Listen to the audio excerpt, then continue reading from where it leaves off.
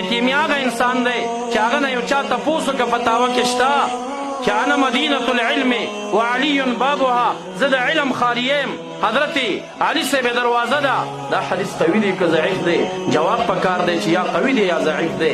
ابن تیمیه په جواب کې څه ورته وایي؟ علما اختلاف لري چې د ماشوم ایمان قبول دی که نه دی. سوچ کوئ ورته درې ځایه ابن تیمیه دا قول ذکر کوي. په ماشومانو کې اول ایمان چا راوړی؟ حضرت علي کرم الله وجهه. چا تپوس کړی چې انا مدینة العلم وعلی بابها. ابن تیمیه جواب ورکوي چې ته دته د علم دروازه وایي، دروازې پرېږده. زما لا د هغه په ایمان کې شک دی چې ایمان قبول دی که نه، ځکه هغه ماشومتوب کې ایمان راوړی. ته سوچ کوه دا الفاظو او بیا بالکل ختمیږي په دې جواب، مزید تفصیل هم نه کوي. دا ما د یو شامي په کتاب کې ولیدل، ما وی کیدای شي لږ څو عبارات یې راخستي د خپل فیصله به بله وي چې بیا مې د ده کتاب پې کولاو که چې ومې کتل یو ټکی مخکې نه ځي په دقه ټکي جواب ورکوي چې د ماشوم په ایمان کې اختلاف دی.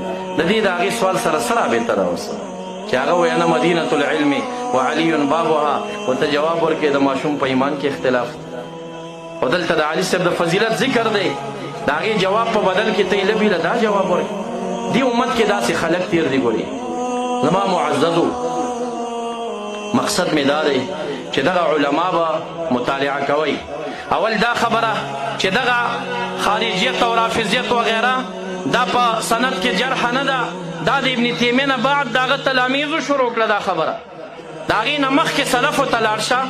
کتاب العلل کې امام ترمذي د محمد ابن سیرین قول راخلي، وی دا سندونه مونږ ولې شروع کړه؟ سند خو پخوا نه و. دا حدثني حدثنا مو ولې راویستل؟ وی دې دپاره تر څو چې مونږ ته پته ولګېږي چې د دې سړي دا شیخ من هو، دا څوک دی؟ اهو من اهل السنت ام من اهل البدع. چې مونږ ته پته ولګېږي چې د اهل سنت دی که د اهل بدعت نه دی. که د اهل بدعت نه مردود دی قول ده ده، که د اهل سنت نه قبول دی قول ده ده.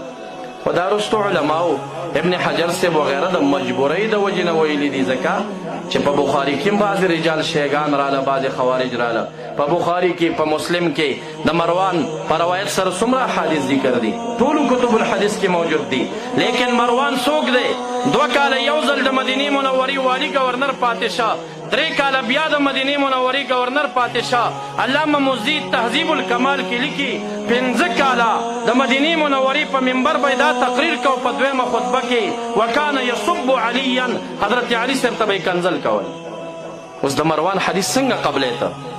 بخاري کې پې ډکه ده، مسلم پې ډک دی.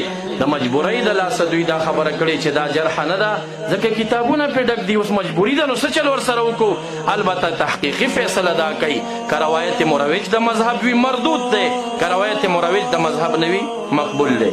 دغه یو محققینو آخري متاخرینو فیصله کړې ده. نو مقصد مې دا دی چې هر کتاب مطالعه کوئ، مخکې د مطالعې نه مصنف ګورئ چې دا مصنف څوک دی، دا چا سره تعلق لري، دی په عمل کې څوک و، دی په عقیده کې څوک و.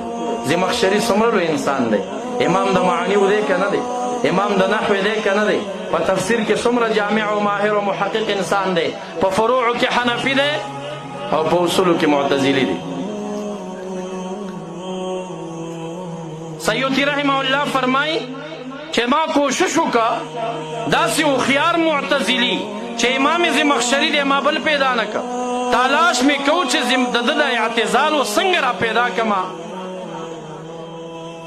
نو چې کله دې ځای ته ورسېدمه په سورة نساء کې